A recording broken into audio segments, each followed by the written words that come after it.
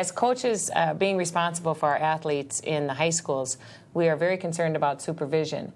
And there are various types of supervision in the locker rooms, in the training facilities, on the bus. What can we discuss about telling people what we need to do in supervision? Well, first of all, it's everyone's responsibility. So it's not only the athletic director's responsibility to set standards for what supervision should be, but it also is up to head coaches and assistant coaches to understand that we are ultimately responsible for anything that happens in those particular areas that we're dealing with. Those athletes are ours from 2:30 to 5:30, and we need to know where they are and what they're doing at all times. Say in a practice facility, can you let your athletes just go ahead and practice even if you're still tending to some duties in your office or such? Well, I'll tell you what we do. I have at least 2 coaches for every team. So we start practice when the coaches get there, and usually the coaches are there first, and I have 2 coaches per team, so nobody starts until we're there, and when we're done, the coaches are the last ones to leave at all times. I think that's a really important thing, is that coaches need to realize that their supervision doesn't end when the practice ends or when they're ready to go home. It ends when the last kid leaves the locker room. And I know a lot of athletes in this day and age are weight training as well. That's another key issue, I think, when we send our athletes into the weight room, that we need to be there, or at least have some supervisor there at all times, particularly in the weight room. Yeah, it certainly isn't just a responsibility of the weight coach. You know, again, it's easy for a coach to say, I've got to make a phone call, I've got to do other things, and so you guys go into the weight room and finish up, and we'll see you tomorrow. It's not the way, it can't be done that way. So what do you do in those situations, and you know they're going to come up, where the coach has to leave or is taken away for a moment or two? And that happens quite frequently. I think we're all pretty busy, and there's quite a few duties and responsibilities that we have to attend to. But the key there, and the most important thing, I think, is that all activity should cease. We should stop activity until you can get somebody else in that area for supervision. When I leave the area, I tell another coach, I've got to go up, talk to the athletic director, maybe work out a bus problem or something, and then they're in charge until I get back. Gotcha. That's the great thing about working together. We as coaches are a team as well, and so if we are called away for whatever reason, probably we could get somebody else that may not have that expertise in that area, but at least could supervise while the kids are going through their routines or whatever it might be. And supervision in the locker room is another key issue, and I know it creates a problem sometimes when there are male coaches and for a female team. Are there any ideas on that? It's unrealistic to think that a male coach does not have to enter a female locker room at times. Again, we're in charge of that supervision. But if those cases do occur, I think it's important that they really, yell out, "I'm coming in," give some kids a time to become properly dressed or whatever, or even have somebody else come out and say, "Can you go in and check and make sure that the locker room is safe for me to come in to get that piece of equipment out," or whatever it might be. So, well, that's a touchy situation, but we have to be real concerned about people feeling safe, number one, and also trusting you that you're going to do the right thing. I also think that it's important that the athletes understand what those rules are in the locker room. So whether we communicate that sometime before the season starts, but certainly during the season and at the end of the season, that there's a regular understanding of what is expected in the locker room. Because kids will forget. They don't always remember, and they're kids, and they're going to do certain things. So not just going in and doing the checking, but also that those rules are either posted someplace or certainly communicated at certain times of the year, throughout the year. It's good to go over those things at the parents' meeting. You have a parents' meeting at the beginning of your season. Very important to communication. I think every coach, if the AD doesn't do it with the general population, the coaches certainly should be required to have that type of a meeting where all those rules and regulations are covered from a safety point of view and just practice schedule point of view. Yeah, if you explain it to the parents and the kids of why you have these things and so forth, it makes it a lot easier once those situations come up. How about on the bus? Do you ever have trouble supervising on the bus? We always have trouble supervising on the bus. And I think that one of the important things is to remind the athletes and the coaches that the bus driver is in charge of the bus, that you should sit down at all times because the bus driver should not be distracted. And then, of course, when the bus returns, we have another issue, and that's getting kids home safely. And certainly we want our parents to pick our kids up, but it's important for coaches to realize that they are still responsible for those kids. And even though it may be getting late and they like to get home as well, they're still responsible until somebody actually picks those kids up from the bus.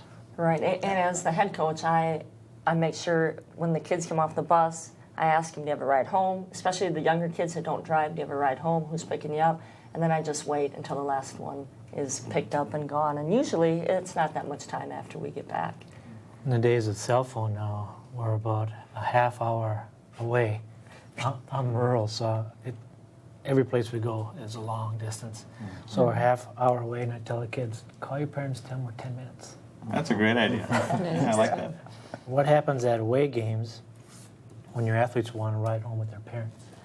Well, at our parent team meeting that we have where we're going through all the expectations, that is one of those things that's written down, and it says that all student athletes must return with the bus unless there's a written note and prior permission from the head coach and that parent. If there's a choir concert or a band concert or some type of activity they have to get to, and we're done with our game and they may not make it because of the bus ride home, then very few times, but I'll let them just ride home with their parents if I have a written note and I see that parent at the game and they take the student athlete home with them. I do like that. What we try to do is make sure that that parent makes contact with the head coach, in this case me, before I actually release them, note or no note. And if that parent has already left, then I tell them no. Even with the note, I told them no. Excellent.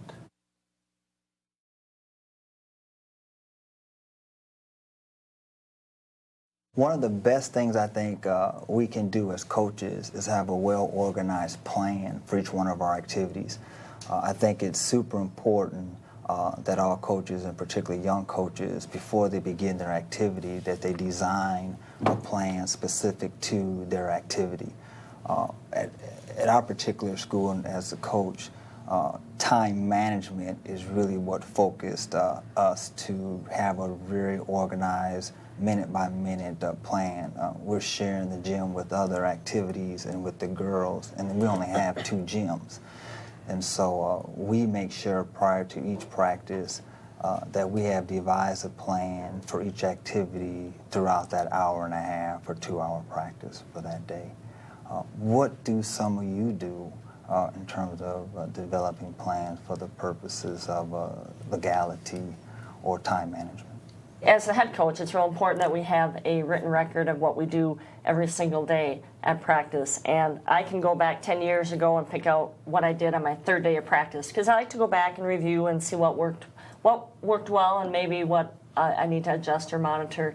And then also I sit with our coaches prior to the season, and we sit down and we talk about certain areas that we need to be careful about covering. Like obviously for softball, we have new helmets that have to have the mask on it now, and the bats have to be ASA approved, so we have to be sure we go through our equipment too and be sure that everything is ready to go on that first day. So what else do you guys do?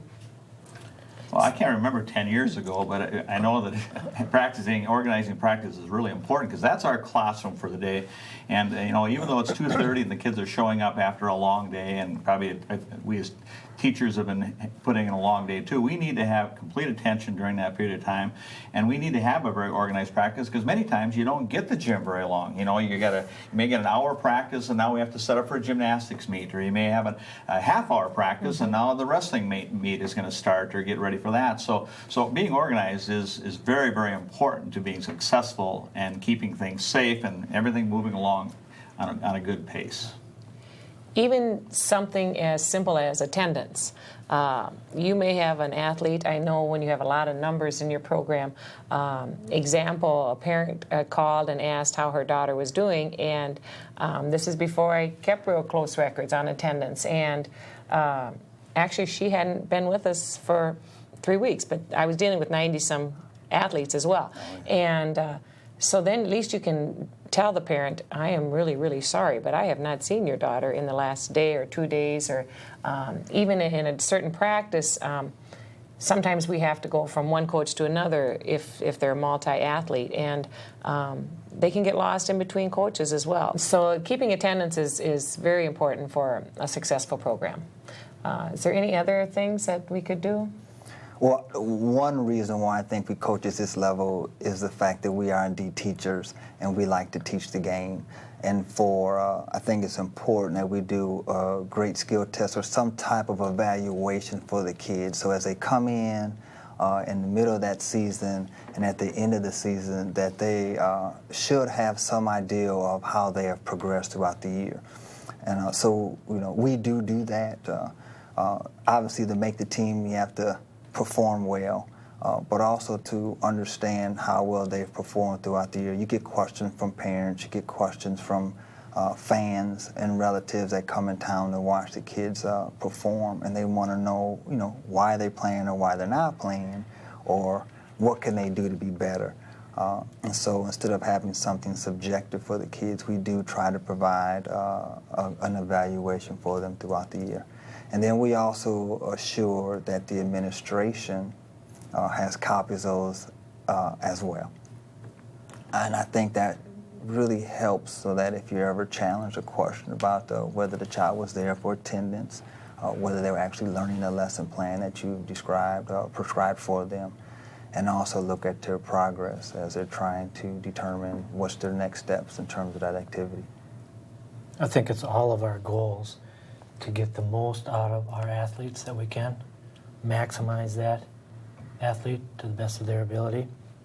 And in my sport, being gymnastics, skill progressions and lead-ups and that kind of business, our goal is to get kids to be at a certain place, safely certainly, and to keep records of the skills that they do and the repetitions even. We do 10,000 with everything along the way.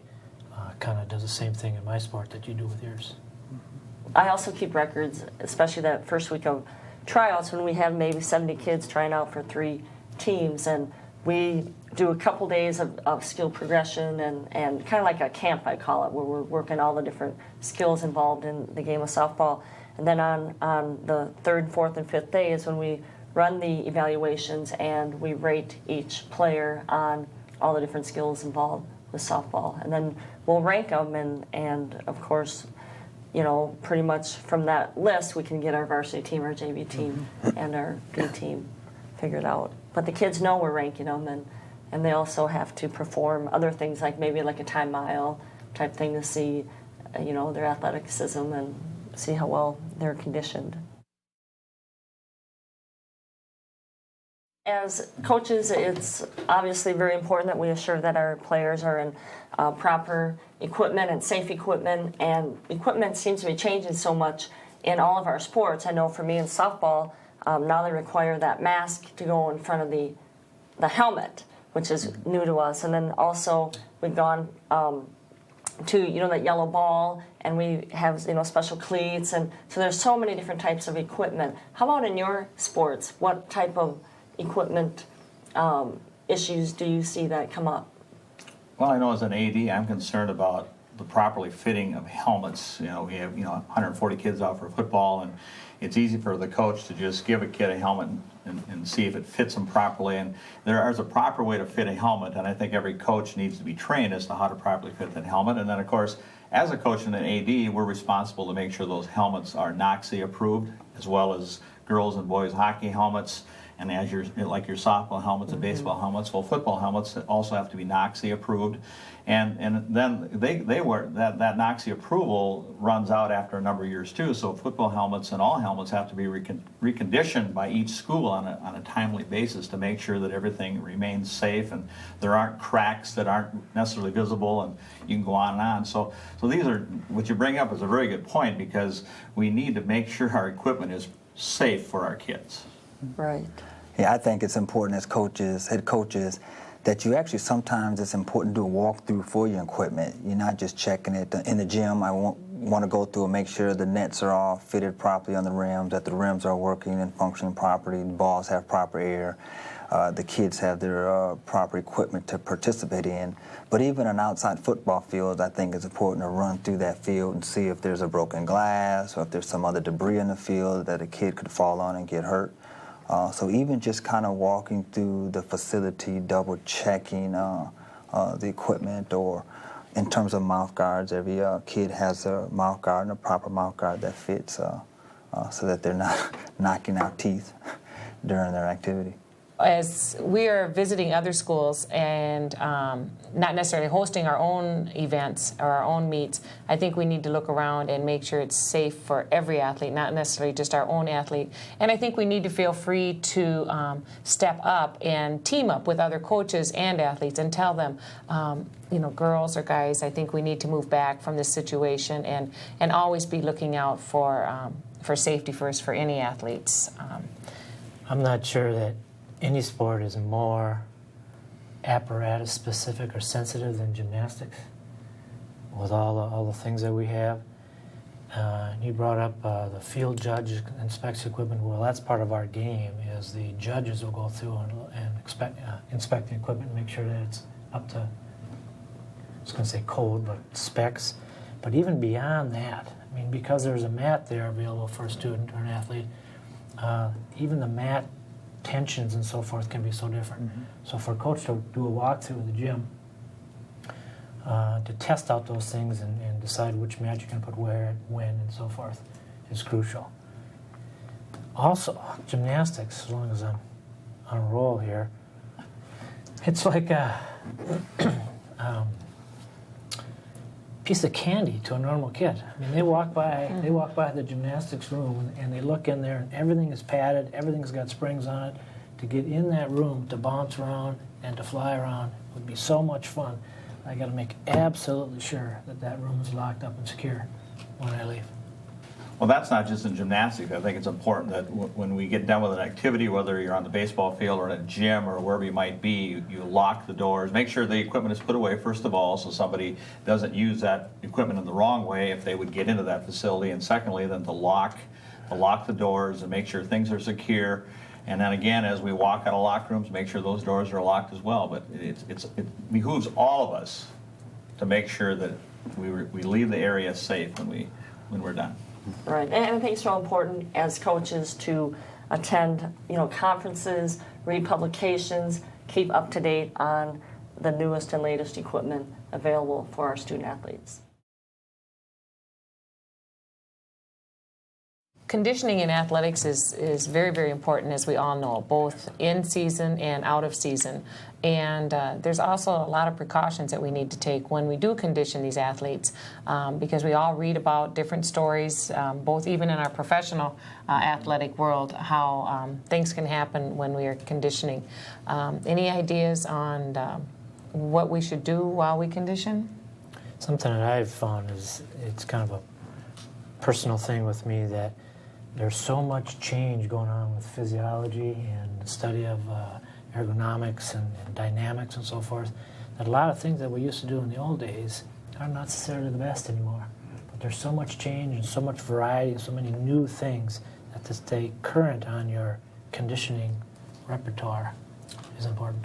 I find it interesting just dealing with hydration, that it's important for us to tell our kids that they should come to practice hydrated, and then it's important as a coach that we allow them to take water breaks so that they maintain a certain water level to keep their body temperatures down. And that is such an important factor in this day and age with not only conditioning during the course of the practice, but maintaining your conditioning throughout the course of competition is hydration. Yeah, and relative to hydration, I think the saying goes that if you become thirsty and you try to drink, it's too late. You're already past the point. You have to hydrate enough that you avoid even the sensation of being thirsty. And there's a couple things with the running aspect. Often it just makes the hair on my neck stand when I hear coaches penalize athletes by running. Being a track and field coach, oftentimes you want to find different avenues to to train or to get the point across. But I think be really careful when you run them. Killers, dead on arrivals, whatever, in this day and age for training purposes. And the other thing is, in an outdoor sport, when you're running, be careful of the heat, and also make sure you're hydrated. And also, one huge thing in Minnesota is we have to be careful of the lightning, and immediately remove yourself from the premises if it's lightning or storming, for your safety and for the safety of your athletes and everyone involved. And I think, too, everything's become so sport-specific that I know that we consult with different groups that do this for a business. They go out and condition and train athletes, and we try to get involved in that a little bit so we kind of know what the newest technology is in training our specific athletes and when we're conditioning them, because everything's gone away. Everything's more dynamic now, and we're not doing killers. We're doing agility things and shuffling and things that I've never seen before, which I think are really helping our athletes become stronger, working with the core of our body more than doing a lot of running. So it's real important as a coach to keep updated on the latest techniques that they offer for our kids. Brent, you and I are basketball coaches. How do you feel about the timing of conditioning during the course of your practice? We try to provide conditioning throughout practice. So it's not just the beginning or the end, but it's actually woven within our plan, on our organized plan for practices. And one of the things that we try to be extremely mindful of is our individual athletes and their health condition. A lot of the kids now have asthma, or they could have knee injuries, or they could have ankle injuries. And so knowing what is necessary to get them to conditioning without exacerbating that injury. And if they do have asthma, we do provide that they bring their inhalers and stuff of that nature, but we really monitor what is their status throughout those conditioning drills. We're also concerned about the heat index, especially in the fall when we start out our athletes in the fall workouts in soccer and football and so forth. And so our coaches need to work with our trainers, and most of us are able to employ trainers at least for part of our practices, but it's really necessary for the coaches and the trainers to work together to determine when it's the time to not practice as hard, or probably there are times where they should just take off practice, especially in those hot August days. A great sport, a good example of that is cross-country running. When you start the season, you're worried about dehydration and heat exhaustion and so forth, and by the time the state meet comes by, you're worried about frostbite and running in the snow. As our seasons begin and all activities, it's great to plan, and one of the things we stress is team building with our team captains and other team members. But there is something to be said about having fun, and I think it's important that teams have fun together, but having fun at someone else's expense. What experiences have the rest of you had with people crossing the line probably and trying to figure out what is really fun and what is having fun at someone else's expense? Well, that brings up the whole hazing issue that the students, sign under their eligibility rules in the Minnesota State High School League that they will not haze. And I think you hit a key point there. It's having fun. We all want to have fun in our profession, and we want the athletes to have fun, but not at someone else's expense. For instance, we cannot have the freshmen continually carry out all the equipment. Right, and what we try to do is promote our team as a family where everybody has shared duties, and it's not just one class always bringing the equipment in or out, but we divide that up. Every day we divide the equipment up amongst the different players, and we also clean our dugout. We have to fix the field before we go, so each member has a responsibility to take care of our practice field and our equipment before we go home. And then also we try to really, if our game gets over first, we'll go down and watch the junior varsity game, or we'll go over and watch the B game, and we'll sit there and we'll cheer them on, and then they do the same for us too. And I think that really helps to promote teamness, family atmosphere when you can support one another too during the games. And I agree that I think that the coaches, it is our responsibility to take the lead and initiate whether we're going to do a mentorship program. I can't really speak for ladies. I've never coached them. I know it's important, but I can tell you with guys, the testosterone is huge. And things that happen in school or outside of school gets carried over into those activities. And sometimes I think that it goes beyond having fun and at the expense of certain individuals. What we've tried to do is try to include our younger players or other players in our activities. So we'll have a shooting team match. Winners get water breaks longer than others, or someone else do something gym. But we mix those activities up, and we do assign an upperclassman to a younger classman. But I think one of the biggest things that helped us was taking the position that if I have a younger athlete that is performing just as good as a junior varsity or varsity, they will play varsity. And I think respecting their talent has really helped in terms of hazing. We promote and recognizing the athlete's ability to grow and being able to perform at any level, and that's what we really want to mature that athlete, not just in that particular sport, but as a human being as well. I think the philosophy of every kid, every athlete contributing to the team is huge, whether it's performance, points scored, distance run, or whatever the thing is. Every single kid can help that team out in some way. And instead of kids thinking they have to haze or do something that may be somewhat inappropriate to have fun, I think it's up to we as coaches to promote volunteerism. I know our softball team one year went down and did some sandbagging along the river at our place where a couple homes are in jeopardy, and that was the greatest team building thing they could have done, and they received publicity from the local paper and so forth. So I think it behooves all of us again to make sure that kids know you can have fun and you can team build without making fun of someone.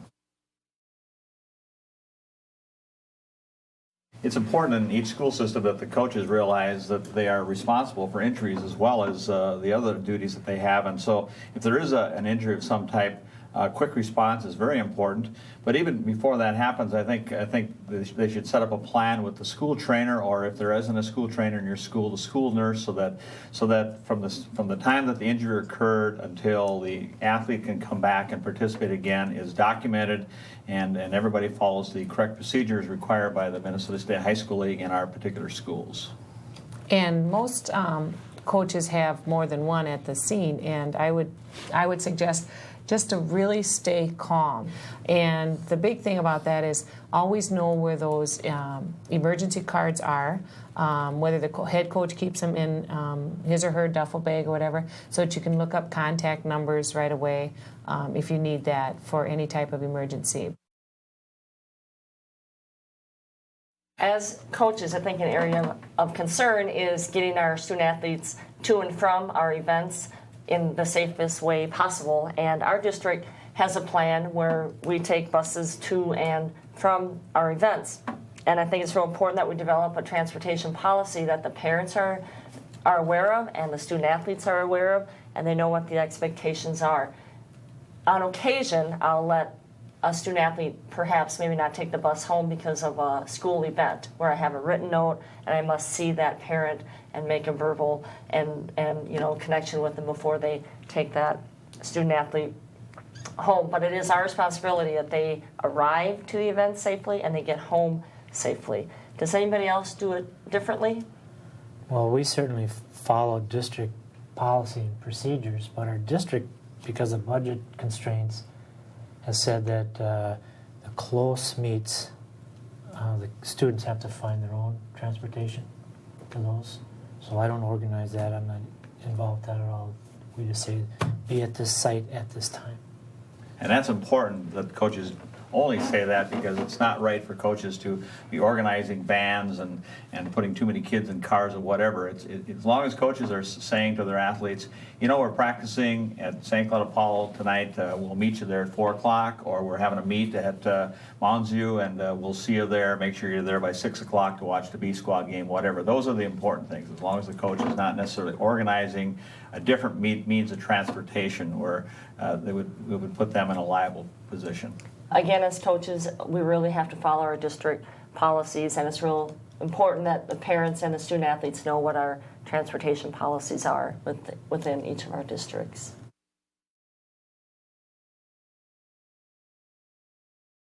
Techniques and rules change over time, and it is a responsibility of the coaches and the head coach to make sure that we're current in our techniques. I mean, I love football, I love track, and I can talk the language, but I can't teach those sports. And so I think it's really important that we have very confident and knowledgeable coaches coaching our athletes, our student athletes. What are some of you all doing in your schools and in your respective activities? Well, I can tell you from my personal experience, the part I love about coaching is the learning part and that networking with other coaches and talking about how they do things or what's working, what's not working, and then staying current with our different techniques. And that comes from going to professional clinics, such as the State High School League Clinic that we have every year, attending the national clinics that come into town. Then also there's many publications and videos that are updated on certain techniques and coaching styles for our sports. And I really believe it's important that not only do we attend, but our assistant coaches should attend too and hear the same things that we're hearing from people that are experts in our area. And we encourage our coaches at all levels to get as much professional development as they can through workshops, and there are many, many clinics for each sport, and so that's important. But even talking amongst themselves is very important. I think an old coach can help mentor a young coach through some of the problems involved with the profession, and I think young people come in with new ideas, and we as coaches are great at stealing from one another anyway. Nothing really is new out there with any sport or technique or whatever. It's just a matter of how you teach it, and there are different ways of teaching things, and I think that's one of the main things we can share is how to teach a particular skill or in any particular sport to one another and with one another. We've all been in the situation where you're trying to teach a skill and you say the same thing over and over and over again, and then somebody else comes along who basically says the same thing but just uses different words, and the kid picks it up. But we have to be careful, and we will never, ever set a kid up for failure. Never embarrass them, in front of their teammates or even to embarrass themselves. Never put them in a situation where the possibility of injury could occur. For example, asking them to do a skill that they haven't perfected yet.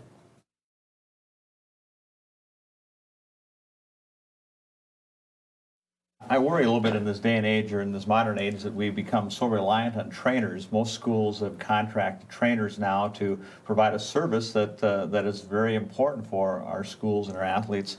But on the other hand, we've become so reliant on them that we forgot, as coaches, whether we're young or old, that we are still responsible for certain basic first aid, and certainly to, when something happens to one of our athletes, to evaluate what has happened and then just give that basic first aid without necessarily a trainer being around in all cases. So how do you folks deal with that in your particular school systems?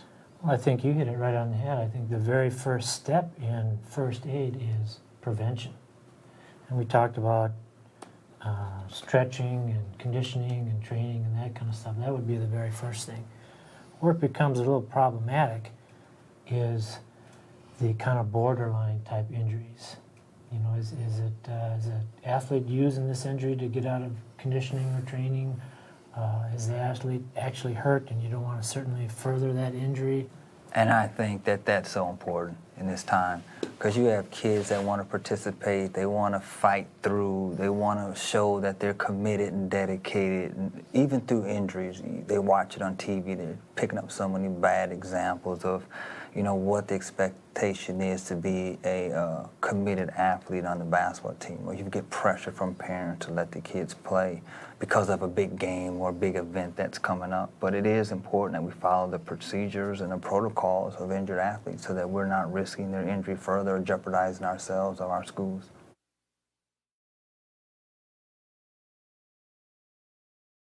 Coaches, another area of concern is providing a safe environment for our student athletes, indoor and outdoor sports. And as an outdoor coach, I know that I often go walk the outfield, because in our own field where the sprinklers come up, it drains down and the dirt goes down with it. So we have some holes in there that have to be filled almost about once a week. So it's imperative that we be sure that we're putting our student athletes on surfaces that are safe, where they won't maybe twist an ankle or or injure themselves going for a ball. And also when we go out to an opponent's field, again, we'll walk the outfield to be sure that we recognize any maybe holes out there, maybe holes in the fence type of a thing, to be sure that we're aware of the circumstances that are around us. Have you guys come across things for safety? Well, I'm an indoor coach, and before a meet we examine all the equipment and so forth, but even you can look at it and it looks okay. We had a case where the floor plates on the uneven bars broke while a girl was on doing her routine. So you can check out, and the chain looks like a chain and a bolt looks like a bolt, but there still is a little bit of inherent risk on all of these activities. Our equipment is being used by more and more people in our facilities by community education and youth groups, and so I think it's even more imperative on our part to just make sure we check out the next day before we start that activity, because we don't know who's used our equipment the night before. We don't know who's used our gyms, and I know even as a basketball coach, I make sure that our floor is swept previous to practice, because the last thing you need is, whether you're in conditioning or doing some other skill where a kid will slip on just the dust for that matter and slide into the wall or whatever. So with all the people using our facilities in this day and age, which is good, we're glad that people are using our facilities, and we're glad that we can provide them. It's even more important for us to really be concerned about what may be some dangers out there for our kids. I think to add another concern really has to do with knowing who's at your meet or at your facility during your practices with open gym, or you just have to know who's there. I mean, that's a big issue now, that you're aware of your surroundings in terms of the people that are supposed to be participating, whether they're administrative staff, whether they're coaches, or whether they're parents, because not everybody that shows up to our events should be there, if that's the proper way to say it. An example of that was at our practice one time. One of my assistant coaches noticed a young man over videotaping along the fence, and we had no idea who that person was. And when I started to approach the young man, he took off. So I think that's a great thing to be concerned about, in the safety and the environment that we put our athletes in. Right. And another point, if your activity is outdoors, be aware of the weather conditions, because if rain's coming in, when do you call it? I mean, the surface is getting real muddy. Like for us, we try to, obviously we don't want to play in that type of conditions, but as soon as you see lightning, get those kids out of the practice or the competition field. I think our coaches have to realize it's not just the responsibility of the site supervisor or the officials or umpires to be concerned about weather conditions. If they feel that the conditions are not safe, whether it be lightning or there's been so much rain coming down that the game is no longer safe for their athletes, they have to at least communicate that to the site supervisor or to the officials, and make sure there's some agreement that we've got to get out of here. It's really important, because we've heard too many stories where somebody has been struck by lightning or things have happened, and we certainly have to be aware that we don't want that to happen to us. Right, and I think as coaches, we always want to err on the side of caution with our student athletes and provide a safe environment. And that brings us back to the rules and knowing the rules. Like in every event, if you're in a gymnasium, make sure there's enough clearance when the kids are doing drills. Make sure that there's no water or dust or whatever on the floor. And I'm sure in every sport, we just need to make sure that that our environment is safe for our athletes. And especially in the weight room, we're all using, all of our athletes are in the weight room, and we as coaches may not have the greatest expertise in that, but we still think it's important to bring kids to the weight room. How to do certain techniques in the weight room and how to use that equipment and putting it away properly are so important to the safety of our young people.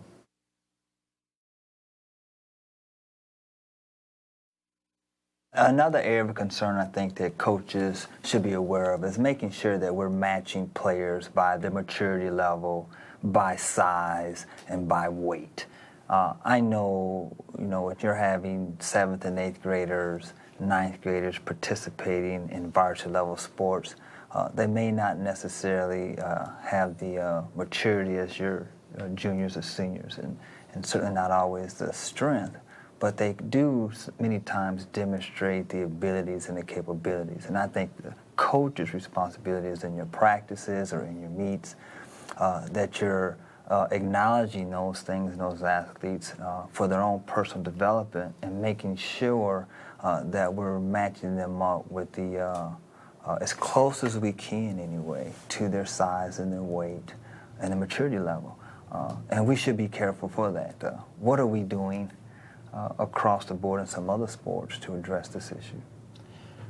I think coaches always see that good young athlete and they think, well, that kid can compete at a higher level. They can help us on the varsity level or whatever, but there are those concerns involved there, and some of it is psychological and emotional, of course, in terms of the maturity. But you're right, physically, they may look like they can compete, but they're not ready for that next level. And so that is a danger that all coaches have to watch out for and make sure that that they've talked it over amongst their coaching staff before they pair certain kids that are younger or at less of a stature against another kid that's more mature at an older age. It's a real difficult decision sometimes, but for the overall good of the kid, all aspects have to be considered. That seems to be the common thread that runs through this whole thing. For example, in gymnastics, I would never ask an athlete with lesser ability to do a routine and then ask an athlete of greater ability to do a similar routine. And then, because sometimes that injury can be mental instead of physical. And dealing with another individual sport like wrestling, I always worry about that younger kid that we bring up in wrestling that maybe a 7th and 8th grader, because he's a very good wrestler, first of all, and he matches that weight class where we need to fill a spot. And it's fine that they are staying in their weight classes, competing against one another, but I certainly don't want our coaching staff to take the 180-pounder, for example, and have the 140-pounder challenge that individual because, yeah, we might have a real good 140-pound athlete, but that extra weight may lend itself to a potential injury, and we certainly want to be concerned about that as well. So there's so much involved here when you're dealing with kids in terms of their psychological abilities and strengths, how they deal with adversity, and what their maturity levels are. And so it's another major factor that coaches have to worry about, and we as ADs have to worry about as well. As coaches, I think one thing we can do to promote our programs is to definitely have a parent meeting before the season begins with the athletes and the parents, just to set out expectations.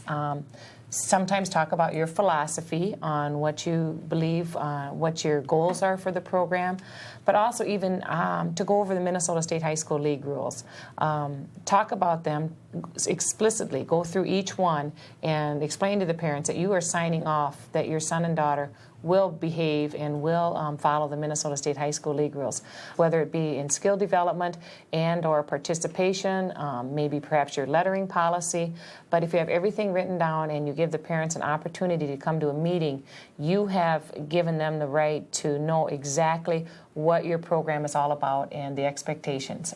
Do some of you do some things like that? Or Another factor, though, here is the inherent risks that kids take on when they participate in competitive athletics. I think the parents have to be aware that there's a potential for injury, and if there's foul play or horseplay going on in locker rooms, that's a risk for all of us. And so that's another good time during that parent meeting to either have the parents sign a waiver that they know their kid is inheriting some risks here participating in this sport. There's a risk of injury. There's a risk that things are going to happen at any particular time. And so again, that's another thing that we would like to include in our meetings is explaining those risks to those parents. I think all coaches, though, want to keep their kids safe, be it socially safe with the peer pressure, or mentally safe, or certainly even physically safe. And as veteran coaches, we've been through it enough times that we know where, if there's a skill, a drill, a maneuver that is potentially risky, we know where that's going to happen. And it just makes sense to warn the athlete about that. In my case, let's say we're doing skills on the bars. Well, I know where the kids are going to peel. And I tell them that. Now, this is what's going to happen ahead of time, so that when they get there, they're prepared for that. Just common sense. I think another good way too is to show them maybe they're doing something wrong, to videotape them. Using videotape and DVDs has really helped. It not only helps risk prevention, but it also helps skill attainment at the same time, so that you can double up on that. It always works well to put up a poster or a list of potential areas of risk or some safety rules and that kind of stuff. Kids forget. Kids are kids. And I think we've said it, and we can't reiterate it any less, but we do need to communicate the risks involved with our sports. People need to know that if you participate in these activities, chances are your child could be injured. One of the most difficult things for me as an experienced coach is the business about having all the forms and stuff turned in and all the paperwork. At the beginning of the season, kids are fired up, coaches are fired up, everybody wants to get going. You want to start off with a team aspect, you want everybody there, and then some players come up and they don't have their eligibility. It is so hard to follow the rules and stay with it and say, I told you about that a week ago or whatever at the meeting.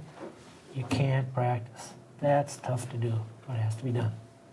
Coaches, I don't know about you, but sometimes on that first day of tryouts, I'll have, all of a sudden, seems like 20, 30 kids show up, and they haven't done the right procedures. They haven't turned in their forms to the athletic office and get the permission slip that says that they're eligible. So on that first night, I may have 10 to 15 kids just sitting there and watching that first practice until they can get their forms turned in that next day to the office and be sure that their physicals are cleared. And also, it's a big liability for us. Just say no when they don't have everything turned in. Just have them sit and watch on that first night.